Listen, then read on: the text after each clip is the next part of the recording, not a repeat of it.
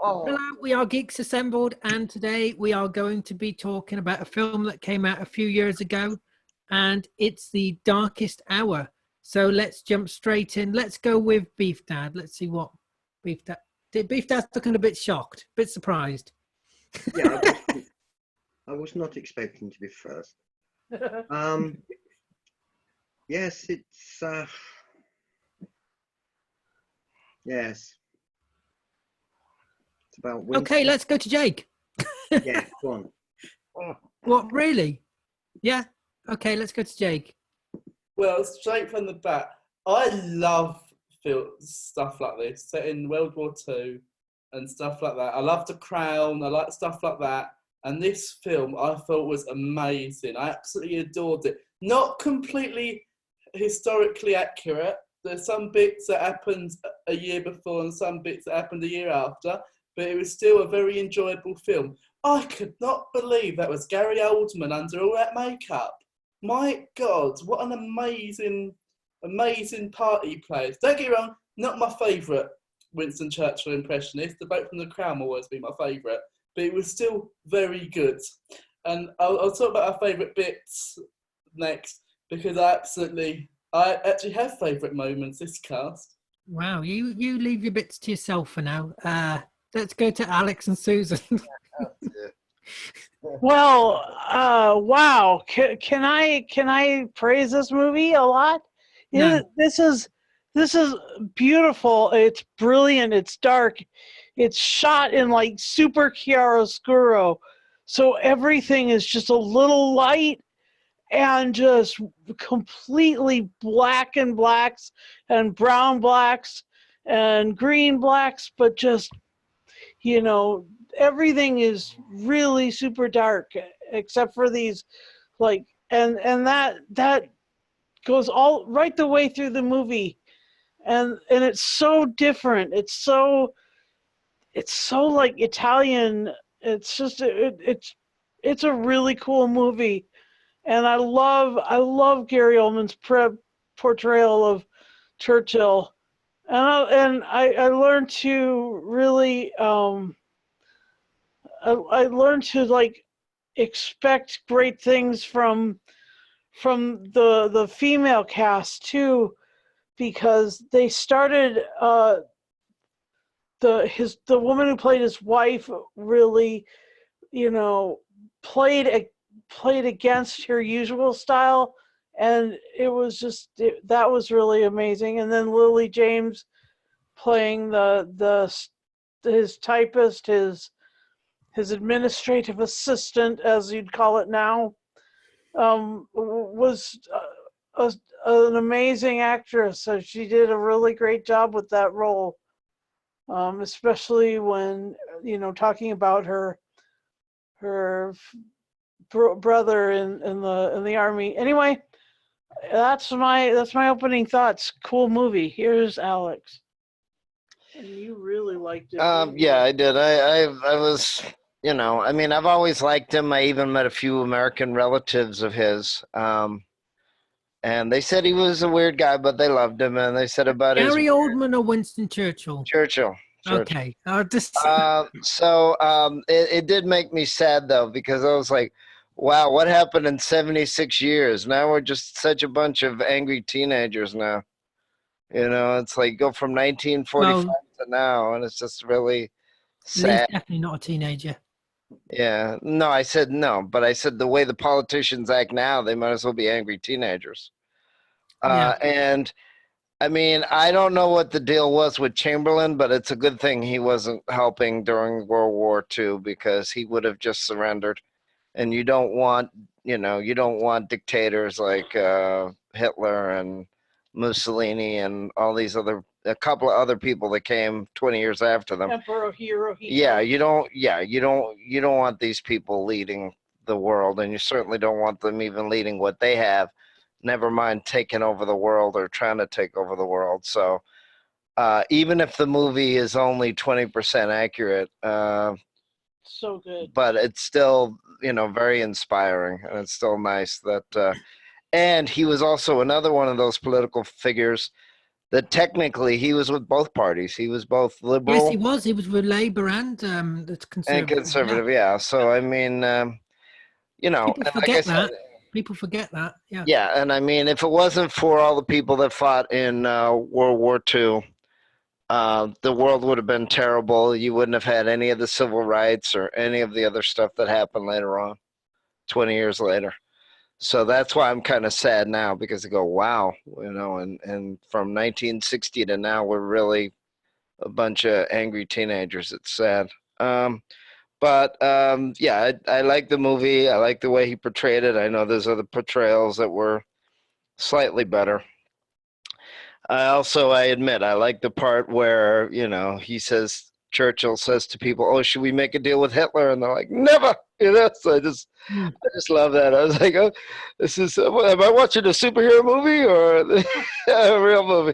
Uh, I just, like I said, I know it's not completely historically accurate, but I Well, it's just a love film, that. isn't it? Yeah, I like the performances. I like the, you know, I like the fact that they made a point of only a few people in the movie going, "Oh, let's make a deal with Mussolini and Hitler." You don't want to do that. You really don't want to. No, you don't So recommend it, Alex. yeah, no, No. Sorry, Jake. well, yeah, but hopefully that never happens again. I mean, there's still people a little bit like that in the world, but hopefully they never Just a organize little like. bit, yeah. Yeah, hopefully they never Understatement organize. there, Alex. Yeah. Yeah. No, but I mean, no, but what we have now is very bad acting, immature politicians, which, you know, that's okay if they're young, but after a certain age, it's not really commendable. But yeah, I mean, you know, I was very emotional watching this movie, and so I liked it. I don't know how unbiased I am with it. I think I'm probably biased, but I like it, and I like the fact that Churchill won, even if he got kicked out a year later or whatever. Um, he was he was the right guy, and Chamberlain certainly wasn't, and that's for sure. Not for World War II. So yeah, but like I said, there are other portrayals, better portrayals, but for the movie, hopefully, well, I mean, yeah, you guys are from England. How historically accurate is this movie? Lee, do you want to answer that? Because I didn't watch the film. Some bits happened a year earlier, some Yeah. bits happened a year later, but it's pretty much the best you're going to get, to be honest. Yeah, it's just artistic license, is it? To fit so much into a movie, they've got to swap things here, swap things there. But it's Well, you wouldn't say anything was dramatized or an outright lie or anything, Well, would you? it's going to be dramatized. Right, but it's not outright lie, right? Well, don't know. It could be. You don't know, do you? Some of it could be. I mean, do you know much about Winston Churchill? Anybody? No. Do you know much about Winston Churchill, Lee? I think Beef Dad was going to say something there. Yeah, go on, Beef Dad. Yeah, there's some of the things that were used as the basis for the film were the records from Parliament for the discussions in Parliament and with the War Cabinet, which is one of the reasons why he ended up getting rid of a lot of the War Cabinet. Also, King George VI wrote diaries speaking about his relationship with Winston Churchill. And well, I mean, the Queen had quite a close relationship with Winston Churchill because he became Prime Minister again after the war. In fact, I was 3 years old when he was put back into 10 Downing Street as Prime Minister.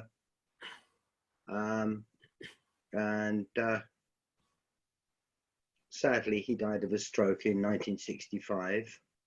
But the thing was, he was so highly respected by the royal family that they organised a state funeral for him rather than just an ordinary funeral. Of course, King George VI died in 1952 from lung cancer, and the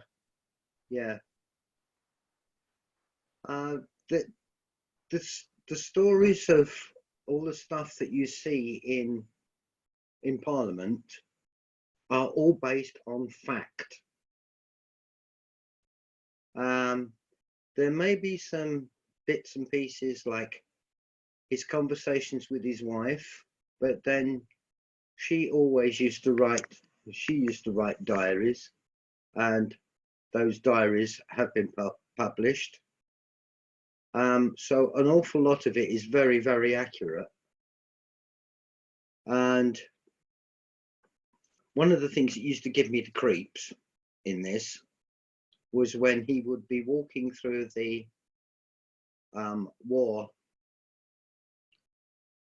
places underneath the Houses of Parliament, and you could hear Adolf Hitler doing his maniac speeches. And yeah, you've got to remember that Neville Chamberlain had failed completely, which is one of the reasons why he was no longer Prime Minister. And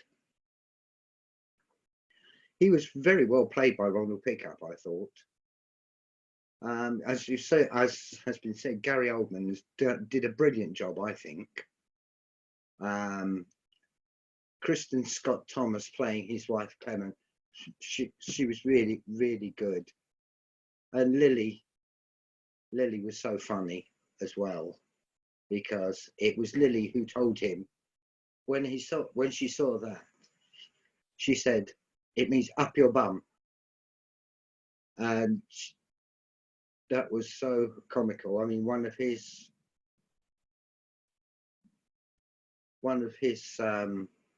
standard references was "bugger it."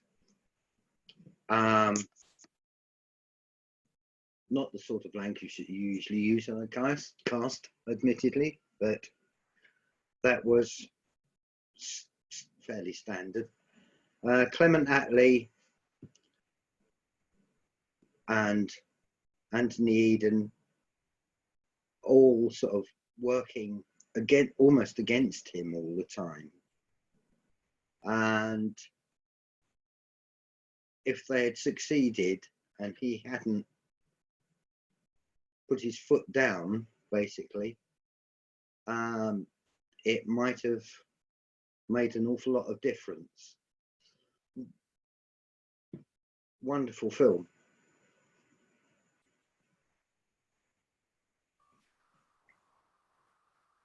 Yeah.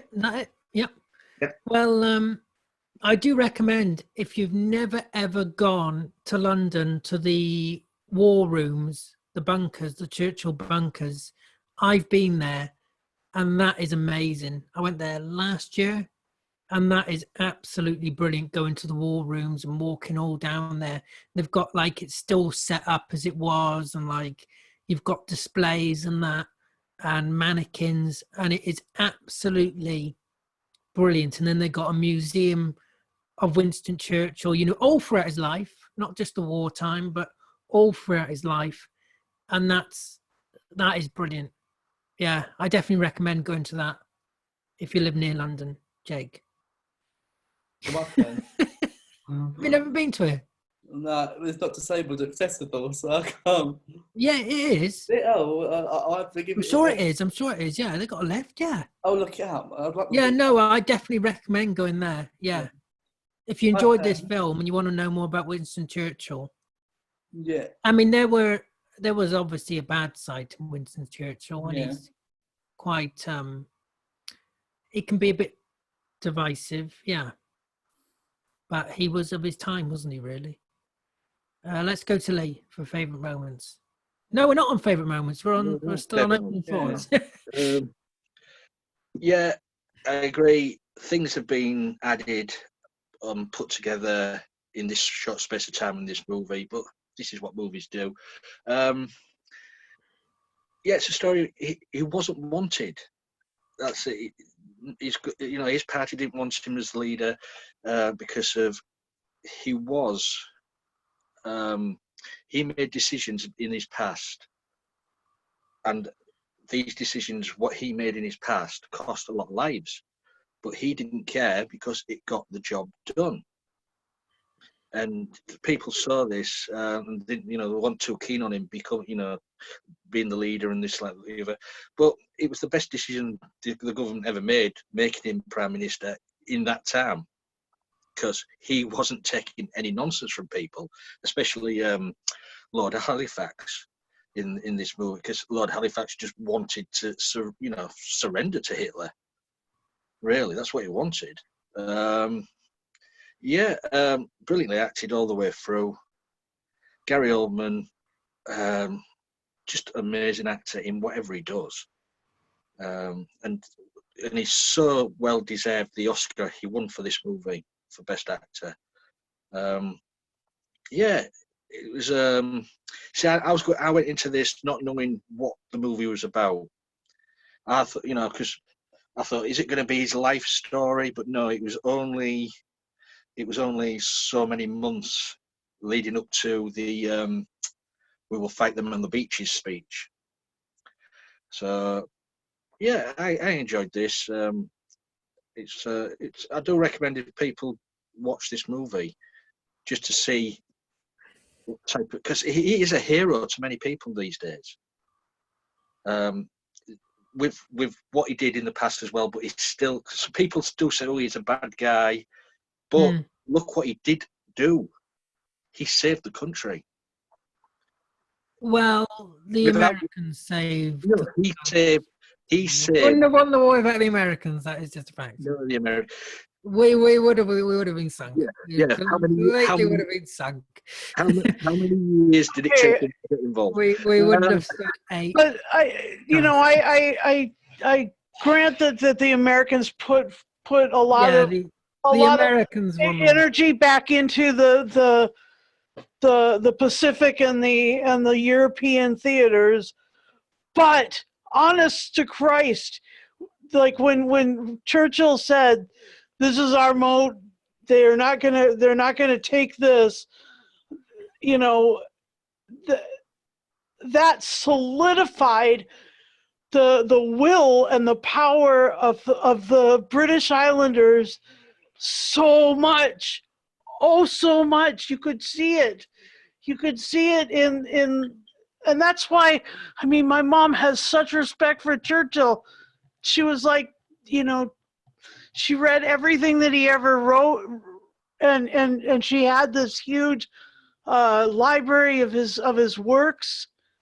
He wrote so many important papers and so much important stuff, and he knew how to solidify a people group. It was called British stubbornness in his case. He was stubborn to the core, and he would not budge for anybody. And good on him. Reminds me of somebody else I know. And I'm not moving on that decision either, Ali. But but this is wartime as well. I mean, when it's war, that's different. Now, people shouldn't take being, brash or stubborn 24 hours a day. But this is wartime as well. Yeah. You wanted to say Lee, didn't you? I'm talking about the modern politicians. This was during wartime. That's different. That's different. So okay, so we got what your favorite moments, Alex? So I mean, if Winston Churchill did ask people, that's the part I'm wondering, if he asked people, if we should make terms with Hitler. You don't want to make terms with a dictator. It's not going to work out. Just look at history. Look at Mussolini, Castro, Hitler. You can't just say, oh, okay, we'll make a deal with you. No. So sometimes it's good to be stubborn and sometimes it's not. Besides, don't forget, Hitler and Mussolini were stubborn too. So you had to be stubborn with them back, or they're going to run you over and kill you, and you can't do it. You just can't. So I think that's what worries me, is that unfortunately I think people need to remember history so you don't repeat it, so you don't make the same mistakes. You'll probably make different ones, true. But this was wartime. He had to do it. And Chamberlain, if he had gotten his way, the world would have been very, very different. Oh my God. And maybe he was a good person. I don't know. I wasn't alive back then.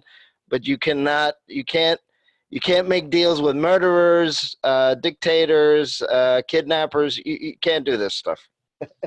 So my favorite moment in this was on the train. Yeah, the train was nice. The train, and then in the cabinet office. Those two moments were so good. Anyway, that's our favorite moments. Yeah. All right, let's go to Jake.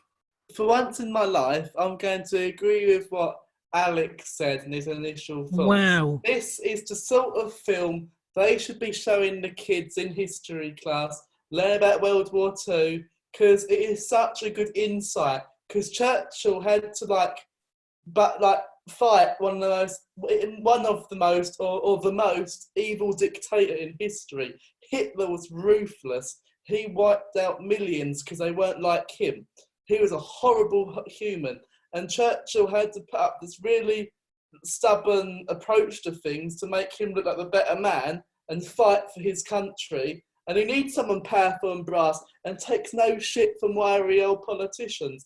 He needed to be brass and tell people to bugger off. Because if we wouldn't have had a leader like that, the Nazis would have invaded England and we would have been buggered. So it's good we had such a powerful Prime Minister. And Gary Oldman portrayed that superbly throughout this whole film. And it was honestly one of the best historical drama films I've ever watched in my life. It was so good. Lily James, who I know from Mamma Mia, obviously, was great. She was very good. She made me giggle. The lady player's wife was brilliant. Everyone was just so good in it. Everyone looked like who they were supposed to be. Even a little wiry twat with the round glasses at the beginning in Parliament shouting at everyone. He looks identical to what he looks like in real life. Was he the Labour leader or something? I can't remember. Little man with the round glasses. He looked identical to what he looked like in real life. I thought it was such good casting. I did the same for the Crown. He looks identical to who he's meant to be. And it's just amazing that we get films like this, but we get all these actors in to actually look like who they're meant to be. Even Gary Oldman. Lots of people rolled their eyes when Gary Oldman was announced that he'd play Winston Churchill. Because he has nothing like him. But he does, in a way. The facial expressions he's all pulling, the grumpy trout face, it's just so much like Churchill. Even the king, even King George would look just like King George. Yeah. And all his mannerisms was like Churchill, the way he walked, the way he talked, the way it's just amazing. I was rating now, but I wait till everyone else is finished. Yes, calm down, dear. Right, let's go. Jake is getting really excited. let's go to Beef Dad for favourite moments. And Lee's off. Yes, I've got to agree. One of my favourite moments in the film was the train with Winston Churchill on the train talking to the people. And that actually did happen. And it was a wonderful, wonderful moment because it absolutely backed up his feelings on how things were going to have to be done. And he felt that he had the support of the people, which meant that when he then went to Parliament, that scene in Parliament was absolutely extraordinary. that was really, really good. And we know it was accurate. And just in case any of you don't know this, but you know the moments where you heard Adolf Hitler's voice when he was down in the thing, when he was down in the war rooms, that actually was Adolf Hitler's voice that they used for that.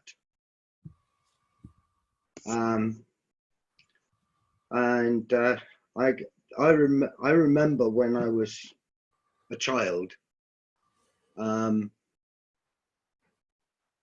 it was played an awful lot on the radio, and they would tell you what he was saying, and it was completely, you know, it was the history then. It was history then, but the thing is, when I was a child, it was history that was only let's see, it finished in 45. I was born in 48, so King George VI was still on the throne when I was a babe, when I was a kid, up until the age of 3, and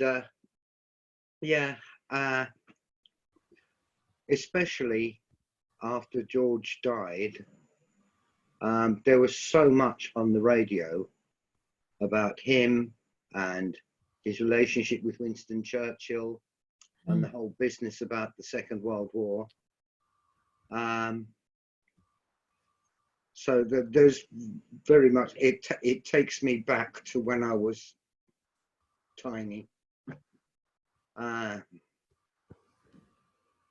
yeah, as I say, yeah, I loved the moment when he basically got rid of his war cabinet that were not working with him to finish the war, to sort out the war and to defend the country. They didn't seem very interested in defending the country and in taking this lunatic out of Germany. And yeah, the magical moments, those were. And thank God for them. And Gary Oldman put them across so brilliantly well.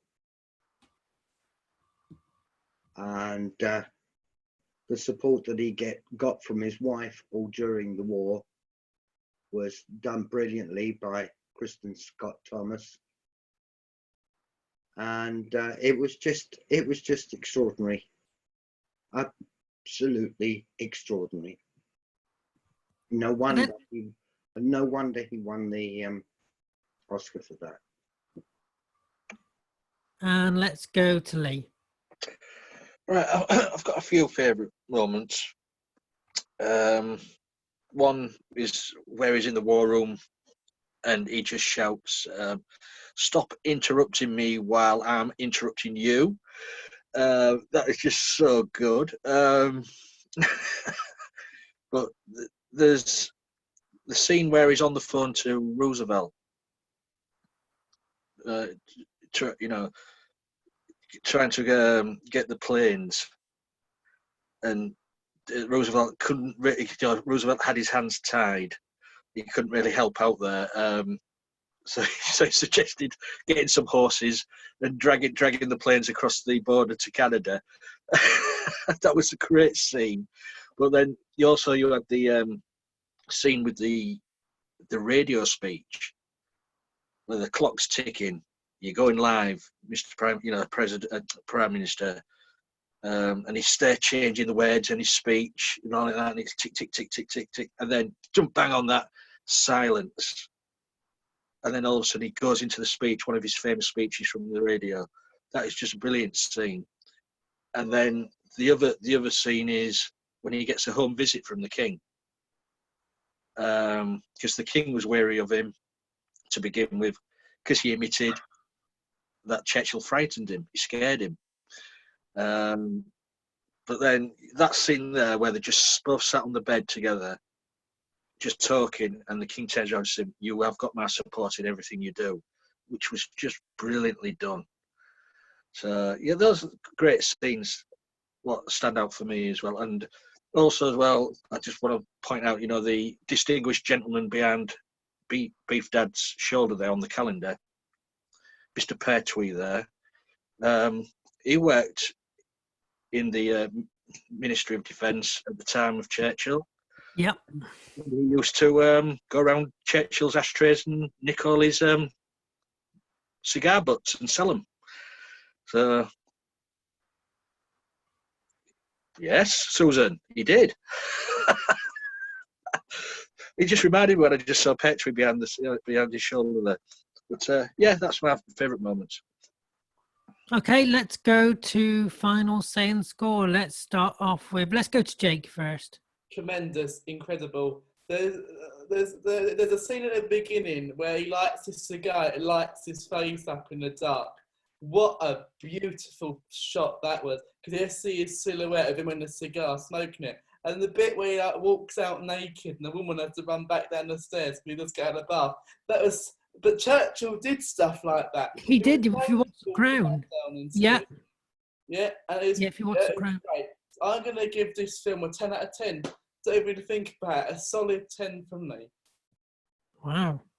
Let's go to Alex and Susan. Yeah.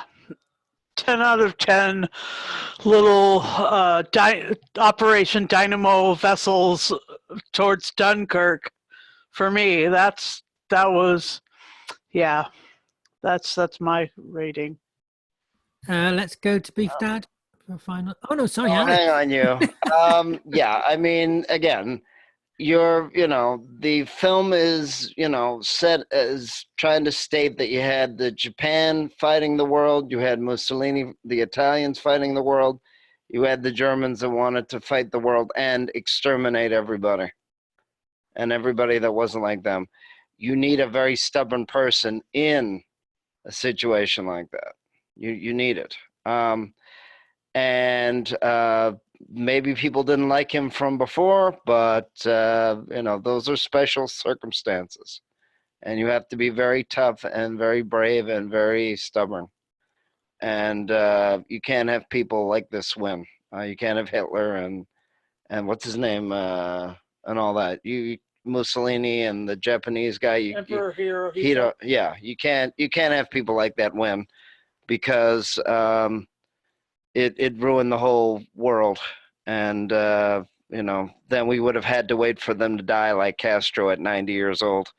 You don't need that. So if you remember the context and remember the history, maybe it doesn't apply now, maybe it only applies 1% now, but back then you needed someone like him. And I'm sorry, I have to apologize in a way for America that we didn't get involved. We should have gotten involved right away.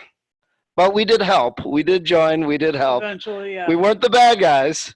We were just slow to the war. But it's a good thing that so many people fought against those three bad guys. And there's also a lot of stories and a lot of documentaries that I've seen about World War II, and hopefully we never get to that point again. So what would you? So I'll give it a 9, but I really like it. Yeah, I'll give it a 9, and hopefully we never get to that point again. Why don't you give it a 10? Relax. You can go up one. Relax. Let's just don't do it. Let's just give it a. Yeah, let's just hope that we never get to that point again. Yeah, so it's a 9 from Alex. Let's go to Beef Dad. Yeah, Alex, what you've got to remember is that most of this took place in 1939. A little bit went over into 1940. Right.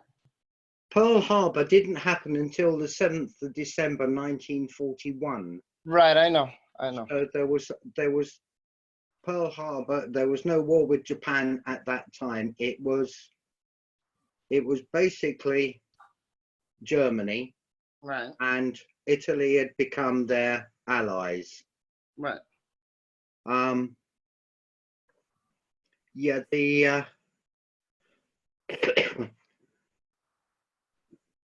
the whole thing was done so very, very well and so very, very accurately that I was so incredibly impressed with it.